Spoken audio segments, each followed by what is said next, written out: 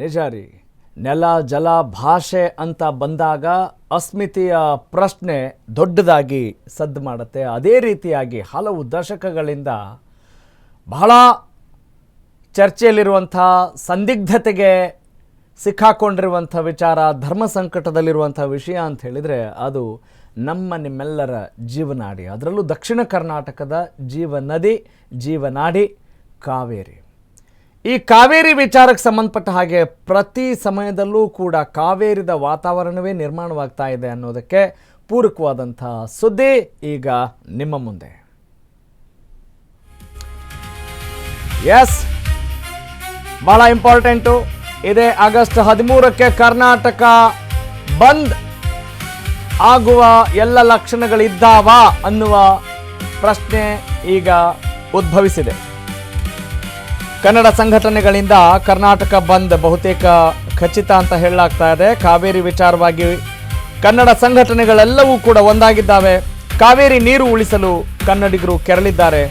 ವಾಟಾಳ್ ನಾಗರಾಜ್ ಸಭೆಯಲ್ಲಿ ತೀರ್ಮಾನ ಕೈಗೊಳ್ಳಲಾಗಿದೆ. ಕನ್ನಡ ಸಂಘಟನೆಗಳಿಂದ ಮಹತ್ವದ ನಿರ್ಧಾರಕ್ಕೆ ಎಲ್ಲರೂ ಕೂಡ ಬಂದಂತೆ ಕಾಣ್ತಿದೆ. ತಮಿಳುನಾಡು ಮುಖ್ಯಮಂತ್ರಿ ಜತೆಗಿನ ಸಭೆ ಬಳಿಕ ಈ ಒಂದು ಬಂದ್ ಸಿಕ್ಕಾಪಟ್ಟೆ ಸದ್ದು ಆಗ್ತಾ ಇದೆ. ಇದೇ ಆಗಸ್ಟ್ 13ರಂದು ಕರ್ನಾಟಕ ಬಂದ್ ಆಗುವ ಎಲ್ಲ ಸಾಧ್ಯತೆಗಳಿದ್ದಾವೆ ಅನ್ನೋದು ಸದ್ಯದ ಸುದ್ದಿ, ಸದ್ಯದ ವಿಷಯ.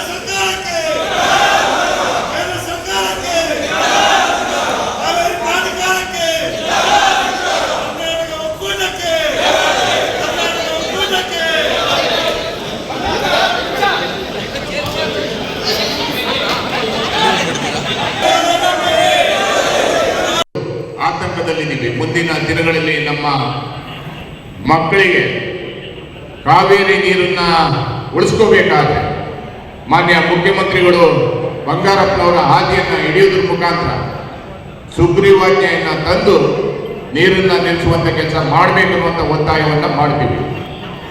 ಮಾಡದೇ ಇದ್ದ ಪಕ್ಷದಲ್ಲಿ 4ನೇ ತಾರೀಕು ಸರ್ವ ಸದಸ್ಯರ ಸಭೆಯನ್ನ ನೋಡಿ ಮಾನ್ಯ ನಾಯಕರಾದ ವಾಟಾಳ್ ನಾಗರಾಜ್ ಅವರು ಇನ್ನೇನು ಘೋಷಣೆ ಮಾಡ್ತಾರೆ. ಆ ಘೋಷಣೆ ಮಾಡಿದವಾಗ ನಾವು ಇಡೀ ಕರ್ನಾಟಕ ಸ್ತಬ್ಧ ಆಗಬೇಕು. ಇಲ್ಲಿ ನಮ್ಮ ಜೀವನ ನಮ್ಮ ಮುಖ್ಯ ಅಲ್ಲ, ಕಾವೇರಿ ನೀರು ಮುಖ್ಯ. ಇವತ್ತು ಬೆಂಗಳೂರು ನಗರ ರಾಮನಗರದಿಂದ ಚಿಕ್ಕಬಳ್ಳಾಪುರ ತನಕ, ತುಮಕೂರಿಂದ ಕನಕಪುರ ತನಕ ಕಳಿಸ್ಬಿಟ್ಟಿದ್ದಾರೆ. ನೀರಿನ ಯೋಜನೆಯನ್ನ ತಯಾರು ಮಾಡಿಲ್ಲ. ನೇತ್ರಾವತಿಯೋ ಅಥವಾ ಇನ್ಯಾವುದೋ ನದಿಯಿಂದ ನೀರನ್ನ ತರುವಂತ ಯೋಜನೆ ಆಗಿಲ್ಲ. ಅದಕ್ಕಾಗಿ ಕಾವೇರಿಗಾಗಿ ಕೈ ಜೋಡಿಸೋದ್ರ ಮುಖಾಂತರ ಒಂದು ದಿನಾಂಕವನ್ನ ಘೋಷಣೆ ಮಾಡ್ತಾರೆ. ಘೋಷಣೆ ಮಾಡಂತ ದಿನಾಂಕ ಎಲ್ಲ ಹೋರಾಟಗಳನ್ನ, ಬೆಂಗಳೂರನ್ನ, ಕರ್ನಾಟಕವನ್ನ ಸ್ತಬ್ಧ ಮಾಡುವಂತ ಸಂಘಟನೆಗಳು ಒಂದು ಶಕ್ತಿಯನ್ನು ತುಂಬುವುದರ ಮೂಲಕ ನಮ್ಮ ಸಮಸ್ಯೆಗಳನ್ನು ಕೇಂದ್ರ ಮತ್ತು ರಾಜ್ಯ ಸರ್ಕಾರಕ್ಕೆ, ಕಾವೇರಿ ಪ್ರಾಧಿಕಾರ ಮಂಡಳಿಗೂ ಸಹ ಒಂದು ಎಚ್ಚರಿಕೆಯನ್ನು ಕೊಡುವುದರ ಮೂಲಕ ಕನ್ನಡ ಸೇನೆ ಕರ್ನಾಟಕ, ಕನ್ನಡ ಒಕ್ಕೂಟಗೊಳ್ಳುವಂಥ ನಿರ್ಧಾರಕ್ಕೆ ಬೆಂಬಲವನ್ನು ವ್ಯಕ್ತಪಡಿಸುವ ಮೂಲಕ ಇವತ್ತು ಕನ್ನಡಿಗರು ಬೆಂಗಳೂರು ಇರ್ಬೋದು, ಮೈಸೂರು ಇರ್ಬೋದು, ಇವತ್ತು ಎಲ್ಲ ಹಲವಾರು ವಿಷಯಗಳನ್ನು ತೆಗೆದುಕೊಂಡು ಒಂದು ನಿರ್ಣಯವನ್ನು ವಾಟಾಳ್ ನಾಗರಾಜ್ ತಗೋತಾರೆ. ಆ ದಿನಾಂಕದಂದು ಎಲ್ಲರೂ ನಾವು ಹೋರಾಟಕ್ಕೆ ಸಿದ್ಧರಾಗು ಅಂತೇಳಿ ಕನ್ನಡ ಸೇನೆ ಕರ್ನಾಟಕ ಸಹ ಜೊತೆಲಿ ನಿಂತಿದ್ದು ಹೇಳಿ ನನ್ನ ಮಾತನ್ನು ಮುಗಿಸ್ತಾ ಇದ್ದೀನಿ. ಸಂಘಟನೆಗಳು ಕನ್ನಡಿಗರು ಆಕ್ರೋಶ ಭರಿತರಾಗಿದ್ದಾರೆ. ಈ ಬಾರಿ ಭರ್ಜರಿಯಾಗಿ ಕರ್ನಾಟಕ ಬಂದ್ ನಡೀಬಹುದು. ಒಟ್ಟಾಗಿ ಒಮ್ಮತದಿಂದ ಸಹಮತದಿಂದ ಕನ್ನಡ ಸಂಘಟನೆಗಳು ಹೋರಾಟಕ್ಕೆ ಇಳಿಯಲಿವೆ ಅನ್ನೋದು ಸದ್ಯದ ಮಾಹಿತಿ. ಕನ್ನಡ ಸಂಘಟನೆಗಳಿಗೆ ಬಿಜೆಪಿ ಜೆಡಿಎಸ್ ಬೆಂಬಲ ಕೂಡ ಇಲ್ಲಿ ಬಹುತೇಕ ಖಚಿತ. ಕರ್ನಾಟಕದ ಹಿತದೃಷ್ಟಿಯಿಂದ ಸರ್ಕಾರದಿಂದಲೂ ಕೂಡ ಬಂದ್ ಮಾಡುವಂಥ ಅನಿವಾರ್ಯತೆ ಇದೆ. ಈಗಾಗಲೇ 80%ಗೂ ಅಧಿಕ ಸಂಘಟನೆಗಳಿಂದ ಬಂದ್ಗೆ ಬೆಂಬಲ ಸಿಕ್ಕಿರೋದು. ಒಗ್ಗಟ್ಟಿನ ಮಂತ್ರ ಜಪಿಸ್ತಾ ಇದ್ದಾರೆ ಅನ್ನೋದಕ್ಕೆ ಯಾವುದೇ ಅನುಮಾನ ಇಲ್ಲ. ಹಾಗಾಗಿ ಈ ಬಾರಿ ಭರ್ಜರಿಯಾಗಿ ಈ ಒಂದು ಬಂದ್ ಯಶಸ್ವಿ ಆಗಬಹುದು ಅನ್ನುವ ಲೆಕ್ಕಾಚಾರ ಸದ್ಯಕ್ಕೆ ಉಂಟಾಗಿದೆ. ಅದರ ಜೊತೆಗೆ ಕನ್ನಡ ಸಂಘಟನೆಗಳ ಜೊತೆಗೆ ಒಗ್ಗಟ್ಟಾಗಿ ರಾಜಕೀಯ ಪಕ್ಷಗಳು ಕೂಡ ಸಾಥ್ ಕೊಟ್ಟಿದ್ದೇ ಆದರೆ ನಿಜಕ್ಕೂ ಆಗ ಆ ಹೋರಾಟಕ್ಕೆ ಒಂದು ಬೆಲೆ ಸಿಗುವ ಎಲ್ಲ ಲಕ್ಷಣಗಳು ಕೂಡ ಕಾಣ್ತಾ ಇದ್ದಾವೆ.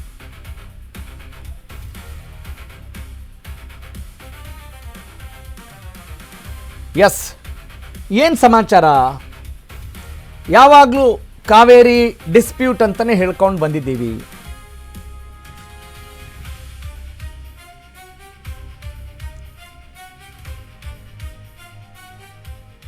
ಹಲವು ದಶಕಗಳಿಂದ, ಅಂದರೆ ಈಗಿನ ಕರ್ನಾಟಕವನ್ನು ನಾವು ಮೈಸೂರು ಸಂಸ್ಥಾನ ಅಂತ ಯಾವಾಗ ಕರಿತಾ ಇದ್ವಿ,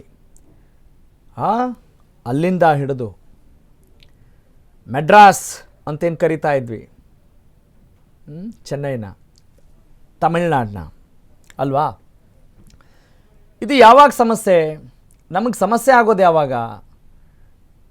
ಯಾವಾಗ ನಮಗೆ ಅಗತ್ಯಕ್ಕಿಂತ ಕಡಿಮೆ ನೀರು ಬರುತ್ತೋ, ಮಳೆ ಆಗುತ್ತೋ, ಆವಾಗ ನಮಗೆ ಈ ಒಂದು ವಿಷಯ ಇದೆಯಲ್ಲ, ಈ ಒಂದು ವಿವಾದ ತಾರಕಕ್ಕೆ ಇರುತ್ತೆ. ಇಲ್ಲಿ ಕುರೈವಾನು ಆಮೇಲೆ ಸಾಂಬಾ ಕೃಷಿ ಬೆಳೆಗಳಿಗೆ ನಮಗೆ ನೀರು ಬೇಕು ಅಂತ ತಮಿಳ್ನಾಡು ಕೇಳ್ತಾ ಇರುತ್ತೆ ಅಲ್ವೇ? ಈಗ ಟ್ರಿಬ್ಯುನಲ್ ಏನು ಹೇಳುತ್ತೆ ಅದರ ಪ್ರಕಾರ ನಡೆದುಕೊಳ್ಬೇಕು ನಿಜ. ಆದರೆ ನಮ್ಮ ಒಮ್ಮತದಿಂದ, ಅಂದರೆ ನಾವು ಅಂದುಕೊಂಡಷ್ಟು ಸುಲಭ ಇಲ್ಲ ಇದು. ಯಾಕಂತ ಹೇಳಿದ್ರೆ 1892 ಮತ್ತು 1924 ಅಂದರೆ ಅಲ್ಲಿ ಆದಂಥ ಒಪ್ಪಂದಗಳು 50 ವರ್ಷಗಳ ನಂತರ ಅಲ್ಲಿಗೆ ಪೂರ್ಣ ಆಗುತ್ತೆ. ಅಂದರೆ 1974ರಲ್ಲಿ ಅಲ್ಲಿಗೆ ಆ ಒಂದು ಇತ್ಯರ್ಥ ಆಗುತ್ತೆ. ಆದರೆ ತದನಂತರ 1974ರ ನಂತರ ತೆಗೆದುಕೊಂಡಂಥ ನಿರ್ಣಯ ಏನೇ ಆಗಲಿ ಇಷ್ಟು ಪ್ರಮಾಣದಲ್ಲಿ ನೀರು ಬಿಡಬೇಕು ಅಂತ ಹೇಳೋದಿದೆಯಲ್ಲ, ಅದು ನಮಗೆ ನುಂಗಲಾರದ ತುತ್ತಾಗಿದೆ. ಹಾಗಾಗಿ ಈ ಒಂದು ಹೋರಾಟ ತಾರಕಕ್ಕೆ ಏರ್ತಾ ಇದೆ. ಈ ಬಾರಿ ಅಂದುಕೊಂಡ ಪ್ರಮಾಣದಲ್ಲಿ ಅಥವಾ ನಿರೀಕ್ಷೆಯಷ್ಟು ಅಥವಾ ಅಗತ್ಯಕ್ಕೆ ಬೇಕಾದಷ್ಟು ಮಳೆ ಆಗಿಲ್ಲ. ನೀವು ನೋಡಿದ್ದೀರಿ ಅಲ್ವಾ? ಕೆಲವು ಕಡೆ ತುಂಬ ಅತಿವೃಷ್ಟಿ ಆದರೆ ಇನ್ನು ಕೆಲವು ಕಡೆ ಅನಾವೃಷ್ಟಿ, ಅಂದರೆ ಒಂದು ಕಡೆ ಬರ ಇದೆ, ಇನ್ನೊಂದು ಕಡೆ ಪ್ರವಾಹ ಇದೆ. ಆ ರೀತಿಯಾದಂಥ ವಾತಾವರಣದಲ್ಲಿ ಇವತ್ತು ನಮ್ಮ ಕರ್ನಾಟಕ ಇರೋದು ಸುಳ್ಳಲ್ಲ. ಈಗ ಏನಾಗಬೇಕಾಗಿದೆ? ಒಮ್ಮತದಿಂದ ಎಲ್ಲರೂ ಕೂಡ ಒಗ್ಗಟ್ಟಾಗಿ ಹೋರಾಟ ಮಾಡಲೇಬೇಕಾಗಿದೆ. ಹೌದು, ನ್ಯಾಯಾಲಯ ಕೂಡ ಹೋರಾಟಕ್ಕೆ ಸ್ಪಂದಿಸಬೇಕಾಗತ್ತೆ. ಆ ಹೋರಾಟದಲ್ಲಿ ಏನಾದರೂ ಅಂಶಗಳಿದ್ವೆ, ಸರಿಯಾದಂಥ ಕಾರಣಗಳಿದ್ದರೆ, ಮತ್ತು ರಾಜಕೀಯವಾಗೂ ಕೂಡ ಪೊಲಿಟಿಕಲ್ ಆ್ಯಂಗಲಲ್ಲೂ ಕೂಡ ಇದು ಬಹಳ ದೊಡ್ಡ ಮಟ್ಟದ ಒಂದು ಇಶ್ಯೂ ಆಗಿರೋದ್ರಿಂದ ಎಲ್ಲರೂ ಕೂಡ ಇದು ನಮ್ಮದು, ನಾವೆಲ್ಲರೂ ಒಂದು ನಿಷ್ಪಕ್ಷಪಾತವಾಗಿ ಏನಾದರೂ ಹೋರಾಟ ಮಾಡಿದ್ದೇ ಆದಲ್ಲಿ ಆಗ ಇದಕ್ಕೊಂದು ಡಿಸ್ಟ್ರೆಸ್ ಫಾರ್ಮುಲಾ ಅಂತೀವಿ, ಅಂದರೆ ಒಂದು ಸರಳ ಸೂತ್ರವನ್ನು ಕಂಡುಕೊಳ್ಳೋಕ್ಕೆ ಸಾಧ್ಯ ಆಗಬಹುದು. ಇದೇ ವಿಚಾರಕ್ಕೆ ಸಂಬಂಧಪಟ್ಟ ಹಾಗೆ ನನ್ನ ಕಲೀಗ್, ನಮ್ಮ input editor Pavan K Lakshmikanth ಮತ್ತಷ್ಟು ಮಾಹಿತಿ ಮತ್ತು ವಿಶ್ಲೇಷಣೆ ನೀಡ್ತಾರೆ. ಪವನ್, ಒಂದು ಕಡೆ ಹಲವು ದಶಕಗಳಿಂದ ಇರುವಂಥ ಕಾವೇರಿ ಡಿಸ್ಪ್ಯೂಟ್, ಇನ್ನೊಂದು ಕಡೆ ಈ ನೆಪದಲ್ಲಿ ಒಂದಾಗುವಂಥ ಕನ್ನಡ ಸಂಘಟನೆಗಳು ಮತ್ತು ಅದರಲ್ಲಿ ಸ್ವಲ್ಪ ರಾಜಕೀಯ. ಸದ್ಯದ ಈ ಸ್ಥಿತಿಯನ್ನು ನೋಡಿದರೆ ನಾವು ಯಾವುದೇ ಕಾರಣಕ್ಕೂ ನೀರು ಬಿಡಲ್ಲ ಅಂತ ಹೇಳಿದಂಥ ಈ ಮುಂಚಿನ ಸರ್ಕಾರಗಳು ಕೂಡ ನಡುರಾತ್ರಿಯಲ್ಲಿ ನೀರು ಬಿಟ್ಟಿದ್ದನ್ನೆಲ್ಲ ನಾವು ನೋಡಿದ್ದೀವಿ. ಆದರೆ ಈಗಿನ ಸಂದರ್ಭ ಎಷ್ಟು ವಿಭಿನ್ನವಾಗಿದೆ, ಈ ಒಂದು ಹೋರಾಟ ಎಷ್ಟು ಮಹತ್ವ ಪಡೆದುಕೊಳ್ಬೋದು, ಬಂದ್ ಆಗೋದು ಎಷ್ಟು ಖಚಿತ ಆಗ್ಬೋದು, ಓವರಾಲ್ ಡೀಟೇಲ್ಸ್ ಪ್ಲೀಸ್. ಏನು ಕನ್ನಡ ಪರ ಸಂಘಟನೆಗಳು 13ನೇ ತಾರೀಕು ಬಂದ್ಗೆ ಕರೆ ಕೊಡ್ಬೋದು ಅನ್ನೋದು ಒಂದು ನಿರ್ಧಾರ ಮಾಡಿದ್ದೇವೆ. ಅಂದರೆ 13ನೇ ತಾರೀಕು ಅಷ್ಟರೊಳಗೆ 3ನೇ ತಾರೀಕು CM ತಮಿಳುನಾಡು CM ವಿಜಯ್ ಅವರು ಕರ್ನಾಟಕಕ್ಕೆ ಬರ್ತಾರೆ. ಹಾಗಾಗಿ ಕರ್ನಾಟಕಕ್ಕೆ ಬಂದ ನಂತರ ಅವ್ರು ಬಂದು ಹೋದ ನಂತರ ಸಾಧಕ ಬಾಧಕಗಳನ್ನು ತಿಳ್ಕೊಂಡು ಅಷ್ಟರಲ್ಲಿ ಇವರು ಸುಪ್ರೀಂ ಕೋರ್ಟ್ಗೆ ಏನು ರಾಜ್ಯ ಸರ್ಕಾರ ಸುಪ್ರೀಂ ಕೋರ್ಟ್ಗೆ CWMA ಕೊಟ್ಟಿರೋ ಆದೇಶವನ್ನು ಪ್ರಶ್ನಿಸಿ ಹೋಗುತ್ತಾ, ಅದಾದಮೇಲೆ ಸರ್ಕಾರದ ನಡೆ ಏನು, ಸರ್ಕಾರ ಏನೆಲ್ಲ ನಿರ್ಧಾರ ಮಾಡುತ್ತೆ ಅದನ್ನು ಕಾದು ನೋಡಿ ನಾವು 13ನೇ ತಾರೀಕು ನಾವು ಬಂದ್ ಮಾಡೋಣ ಅನ್ನೋದು ಒಂದು ಹಂತದ ಇನ್ಸೈಡ್ ಮಾಹಿತಿ ಇದು. ಅಂದರೆ ಸಭೆಯಲ್ಲಿ ಆಗಿರತಕ್ಕಂಥ ನಿರ್ಧಾರ. ಇನ್ನೇನು ಕೆಲವೇ ಕ್ಷಣಗಳಲ್ಲಿ ವಾಟಾಳ್ ನಾಗರಾಜ್ ಅವರು ಏನು ಕನ್ನಡ ಪರ ಸಂಘಟನೆಯ ಹಿರಿಯ ಹೋರಾಟಗಾರರಾಗಿರ್ತಕ್ಕಂಥ ವಾಟಾಳ್ ನಾಗರಾಜ್ ಅವರು ಅನೌನ್ಸ್ ಮಾಡ್ತಾರೆ. ಆದರೆ ಇಲ್ಲಿ ವಿಷಯ ಎದ್ದಿರೋದು ಕನ್ನಡ ಸಂಘಟನೆಗಳು ಮುಂಚೆಯಿಂದನೂ ಕೂಡ 2 ಇಬ್ಬಾಗ ಆಗಿ ಬಂದಿದ್ದಾವೆ. ಯಾವುದೋ ಒಂದು ಕರ್ವೆ ನಾರಾಯಣಗೌಡರದಾಗಿರ್ಬೋದು, ಪ್ರವೀಣ್ ಶೆಟ್ಟಿದಾಗಿರ್ಬೋದು, ಇವು ಸಹಜವಾಗಿ ಒಗ್ಗೂಡಲ್ಲ. ಆದರೆ ಹೋರಾಟ ಅಂತ ಬಂದಾಗ ಇವರು ಒಮ್ಮತವನ್ನು ತೋರಿಸಲೇಬೇಕಾಗತ್ತೆ. ಕನ್ನಡಕ್ಕೆ ನಾಡು ನುಡಿ ಜಲಕ್ಕಾಗಿ ನಾವು ಒಂದು ಹೋರಾಟವನ್ನು ತೋರಿಸಲೇಬೇಕಾಗತ್ತೆ ಅನ್ನೋದನ್ನು ಮುಂಚೆಯಿಂದನೂ ವಾಟಾಳ್ ನಾಗರಾಜ್ ಅವರು ಮಾಡ್ಕೊಂಡು ಬಂದಿದ್ದಾರೆ. ಈಗಲೂ ಸಹ ಅದನ್ನು ಮುಂದುವರಿಸ್ತಾ ಇದ್ದಾರೆ. ಇದರ ಎಷ್ಟರ ಮಟ್ಟಿಗೆ ಅವರು ಹೊಂದಾಣಿಕೆ ಆಗ್ತಾರೆ ಅನ್ನೋದು ತದನಂತರದ ಮಾತು. ಆದರೆ ಈ ಕ್ಷಣದಲ್ಲಿ ರಾಜ್ಯದಲ್ಲಿ ಆವರಿಸಿರುವಂಥದ್ದು ಬರ ಇದೆಯಲ್ಲ, ಈ ಬರದಿಂದ ರೈತರಾಗಿರ್ಬೋದು ಅಥವಾ ಏನು ಕುಡಿಯೋ ನೀರಿಗಾಗಿ ಜನರು ಪರಿತಪಿಸ್ತಾ ಇದ್ದಾರೆ. ಈ ಮಧ್ಯದಲ್ಲಿ CWRC ಆಗಿರ್ಬೋದು, CWMA ಆಗಿರ್ಬೋದು, ಈ 2 ಪ್ರಾಧಿಕಾರಗಳು ಕೊಟ್ಟಿರುವಂಥ ಆದೇಶ ಕನ್ನಡಿಗರಿಗೆ ಒಂದು ಅರ್ಥಕ್ಕೆ ಮಾರಕ ಆಗುತ್ತೆ. ಅಂದರೆ 3 ಜಿಲ್ಲೆಗಳಿಗೆ ಕುಡಿಯೋ ನೀರು ಬೇಕು, 2 ಜಿಲ್ಲೆಗಳಿಗೆ ವ್ಯವಸಾಯಕ್ಕೆ ನೀರು ಬೇಕು.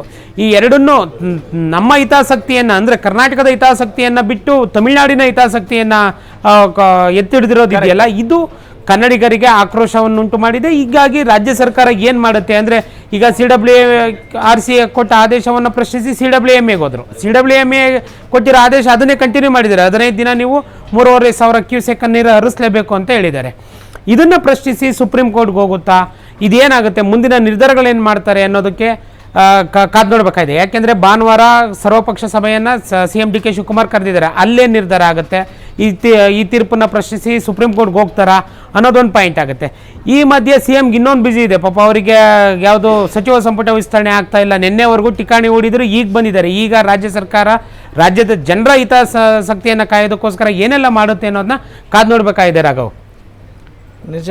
ಆದರೆ ಈ ಶಬ್ದವನ್ನು ನಾವು ಬಹಳಷ್ಟು ವರ್ಷಗಳಿಂದ ಕೇಳ್ತಾನೆ ಇದ್ದೀವಿ, ಕಾದು ನೋಡಬೇಕಾಗಿದೆ ಅಂತ. ಅದೇ ಮುಂದುವರಿತಾ ಇದೆ ಅನ್ನೋದನ್ನು ಕೂಡ ನಾವು ಅಲ್ಗಳೆಯೋ ಹಾಗಿಲ್ಲ. ಆದರೆ ಈ ಬಾರಿಯ ಹೋರಾಟದಲ್ಲಿ ಏನಾದರೂ ವಿಭಿನ್ನತೆ ಕಾಣ್ಬೋದಾ? ನಮಗೆ ನ್ಯಾಯ ಸಿಕ್ಕೇ ಸಿಗುತ್ತೆ ಅನ್ನುವ ಒಂದು ಭರವಸೆಯಿಂದ ಹೋರಾಟ ಮಾಡ್ತಾರೆ ಅಂತ ಅನ್ಸುತ್ತಾ ಮೇಲ್ನೋಟಕ್ಕೆ? ಪವನ್, ರಘವ್, ಈಗ ಮುಂಚೆಯಿಂದನೂ ಕೂಡ ಕಾವೇರಿ ನೀರಿನ ವಿಚಾರವಾಗಿ ತಕರಾರು ಇದ್ದಿದ್ದೆ. ಅಂದರೆ ತಮಿಳುನಾಡು ಮತ್ತೆ ಇದಕ್ಕೆ ಒಂದರ್ಥಕ್ಕೆ ನೋಡಿದ್ರೆ ಬೆಂಗಳೂರು, ಮೈಸೂರು, ಮಂಡ್ಯ ಏನು ಕಾವೇರಿ ನೀರಿನ ಮೇಲೆ ನಾವು ಡಿಪೆಂಡ್ ಆಗಿದ್ದೀವಿ. ಇದನ್ನ ಹೊರತಾಗಿ ತಮಿಳುನಾಡು ಸಹ ಆ ಜಿಲ್ಲೆಗಳನ್ನ ಮಾಡಿದೆ. ಆದರೆ ತಮಿಳುನಾಡವರು ನಿನ್ನೆ CWMA ಮೀಟಿಂಗಲ್ಲಿ ವಾದ ಮಾಡಿದ್ದು ನೋಡಿದ್ರೆ ಅವ್ರು ಏನು ಹೇಳ್ತಾ ಇರೋದು, ಇದರಲ್ಲಿ KRS ಡ್ಯಾಮಲ್ಲಿ 17 TMC ನೀರಿದೆ, ನಮಗೆ ಬೇಕಾಗಿರೋದು 4 TMC. 15 ದಿನ 3,500 ಕ್ಯೂಸೆಕ್ ನೀರು ಹರಿಸಿ ನಮಗೆ 4 TMC ನೀರು ಕೊಡಿ ಅಂತ. ಆದ್ರೆ ರಾಜ್ಯ ಸರ್ಕಾರ ಹೇಳ್ತಾ ಇರೋದು, ಮತ್ತೆ ರಾಜ್ಯ ಸರ್ಕಾರದ ಅಧಿಕಾರಿಗಳು ಹೇಳ್ತಾ ಇರೋದೇನು ಅಂದ್ರೆ, ನಾವು ನಿಮಗೆ 4 TMC ನೀರು ಕೊಡೋದ್ರಲ್ಲಿ ಏನು ಇದಿಲ್ಲ, ಆದ್ರೆ ಮುಂದೆ ಮಳೆ ಬರದೇ ಇರ್ಬೋದು. ಈಗ 17 TMC ಯಲ್ಲಿ ನಿಮಗೆ 4 TMC ನೀರು ಕೊಟ್ರೆ ನಮಗೆ ಇನ್ನು 13 TMC ನೀರು ಉಳಿಯುತ್ತೆ. ಈ 13 TMC ಯಲ್ಲಿ ನಮಗೆ 4 TMC ಡೆಡ್ ಸೋರ್ಸು, ಅಂದರೆ ಈಗ ಡೆಡ್ ಸ್ಟೋರೇಜಲ್ಲೇ ಇಡಬೇಕು. KRS ಅಲ್ಲಿ ನೀರು 4 TMC ಮಿನಿಮಮ್ ನೀರು ಇರಲೇಬೇಕು. ಇದನ್ನು ಹೊರತಾಗಿ ನಾವು ನೀರನ್ನು ಬಳಸ್ಕೋಬೇಕು. ಅಂದರೆ ಕಳೆದ ವರ್ಷ ಈ ಹೊತ್ತಿಗೆ, ಅಂದರೆ ಜುಲೈ ಕೊನೆಯ ಭಾಗದ ಹೊತ್ತಿಗೆ 116 TMC ನೀರು ಬಂದಿತ್ತು. ಆದರೆ ಈ ಬಾರಿ ಬಂದಿರೋದು ಬರೀ ಕೇವಲ 4 TMC ನೀರು ಅಷ್ಟೇನೆ. ಹೀಗಾಗಿ ಈ ನೀರನ್ನು ಉಳಿಸ್ಕೊಂಡು ನಾವು ಮುಂದಕ್ಕೆ ಮಳೆ ಬರುತ್ತೋ ಇಲ್ವೋ, ಹೀಗಾಗಿ ನಾವು ನೀರನ್ನು ಕೊಡೋದಕ್ಕಾಗೋದಿಲ್ಲ ಅನ್ನೋದು ಅವ್ರು ನಿನ್ನೆ ವಾದ ಮಾಡಿದ್ದಾರೆ. ಇದನ್ನ ಸುಪ್ರೀಂ ಕೋರ್ಟ್ ಅಲ್ಲಿ ಮನವರಿಕೆ ಮಾಡಿಕೊಡ್ಬೇಕು. ಈಗ CWRC ಯಲ್ಲೂ ಕೂಡ ಇದನ್ನ ಮನವರಿಕೆ ಮಾಡಿಕೊಟ್ಟಿದ್ದಾರೆ. ಆದರೆ ಅಲ್ಲಿನ ಅಧಿಕಾರಿಗಳು ಕೇಳಿಲ್ಲ. CWMA ಯಲ್ಲೂ ಇದೇ ವಾದವನ್ನು ಇಟ್ಟಿದ್ದಾರೆ, ಅಲ್ಲೂ ಕೇಳಿಲ್ಲ. ಇದನ್ನ ಸುಪ್ರೀಂ ಕೋರ್ಟ್ ಕೇಳುತ್ತಾ? ಇದನ್ನ ಅಂದ್ರೆ ಮುಂದಿನ ತಿಂಗಳು, ಅಂದ್ರೆ ಆಗಸ್ಟ್ ಆಗಿರ್ಬೋದು, ಸೆಪ್ಟೆಂಬರ್ ಆಗಿರ್ಬೋದು, ಅಕ್ಟೋಬರ್ ಅಲ್ಲಿ ಮಳೆ ಬರುತ್ತಾ? ಆಗಸ್ಟ್ ಸೆಪ್ಟೆಂಬರ್ ಅಲ್ಲಿ ಅಷ್ಟೇ ಮಳೆ ಆಗುತ್ತೆ. ಅಲ್ಲೇನ ಮಳೆ ಬರಲಿಲ್ಲ ಅಂದ್ರೆ ಬೇಸಿಗೆಯಲ್ಲಂತೂ ಗ್ಯಾರಂಟಿ ಯಾವುದು ಬೆಂಗಳೂರು ಮತ್ತೆ ಮೈಸೂರು, ಮಂಡ್ಯ ಜನರಿಗೆ ನೀರಿನ ಅಭಾವ ಉಂಟಾಗದಂತೂ ಬಹುತೇಕ ಖಚಿತ ಆಗಿದೆ. ಈಗಲೇ ನೀರಿಲ್ಲ, ಮುಂದಕ್ಕೆ ಈಗ ಅವ್ರಿಗೆ 4 TMC ನೀರು ಕೊಟ್ಟರು ತಿರುಗಿ ನೀರಿರಲ್ಲ ಅನ್ನೋದು ವಾದ ಆಗಿದೆ. ಇದನ್ನ ಎಷ್ಟರ ಮಟ್ಟಿಗೆ ಸುಪ್ರೀಂ ಕೋರ್ಟ್ ಅಲ್ಲಿ ಮನವರಿಕೆ ಮಾಡ್ತಾರೆ? ಹಿಂದೆ ಈಗ ಬಹುಶಃ 3 ದಶಕಗಳ ಕಾಲ ನಾರಿಮನ್ನವರಿದ್ರು ವಕೀಲರು, ಹಿರಿಯ ವಕೀಲರು, ಸುಪ್ರೀಂ ಕೋರ್ಟ್ ವಕೀಲರು. ಅವರು ವಾದ ಮಾಡಿ ರಾಜ್ಯದ ಸಮಸ್ಯೆಯನ್ನ ಹಂತವಾಗಿ ತಿಳಿಸಿ ನಾವು ಏನು 400 TMC ನೀರು ಇದ್ದಿದ್ದಾಗ ಹಂತ ಹಂತವಾಗಿ ಕಮ್ಮಿ ಮಾಡ್ಕೊಂಡು ಬಂದಿದ್ದಂಥವ್ರು 400 TMC ನೀರು ಕೊಡ್ಬೇಕಾಯ್ತು ಫರ್ ಇಯರ್ ನಾವು, ಆದ್ರೆ ಅದನ್ನ ಕಮ್ಮಿ ಮಾಡ್ಕೊಂಡು ಬಂದಂಥವ್ರು.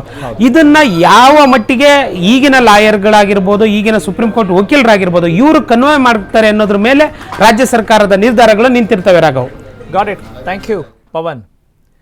ಒಟ್ಟಿನಲ್ಲಿ ಈಗ ಕಾವೇರಿ ನಿರ್ವಹಣಾ ಪ್ರಾಧಿಕಾರ ಆದೇಶಿಸಿರುವ ಆ ಒಂದು ನಿರ್ಧಾರದ ಬೆನ್ನಲ್ಲೇ 3,500 ಕ್ಯೂಸೆಕ್ ನೀರನ್ನ ತಮಿಳುನಾಡಿಗೆ ಹರಿಸಲೇಬೇಕು ಅನ್ನುವ ವಿಚಾರ ಈ ಒಂದು ಹೋರಾಟಕ್ಕೆ ಈಗ ನಾಂದಿಯಾಗಿದೆ.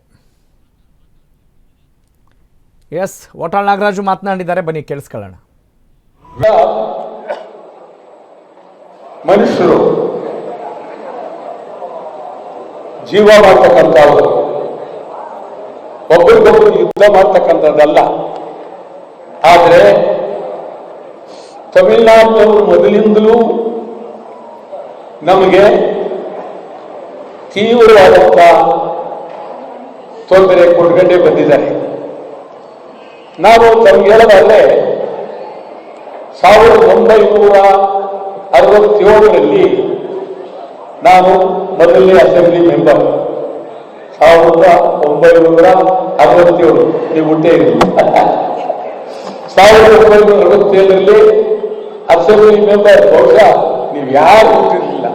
1967 ಅಸೆಂಬ್ಲಿ ಮೆಂಬರ್ ನೀವು ಹುಟ್ಟಿದ್ರಿ, ನಿಮ್ಗೇನು ಗೊತ್ತಿಲ್ಲ, ಹುಟ್ಟಿರಲಿಲ್ಲ.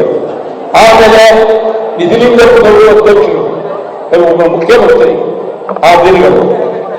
ಆವಾಗ ಕರುಣಾನಿಧಿಯವರು ಬೆಂಗಳೂರು ಬಂದು ಮಾತುಕತೆ ಆಡಿ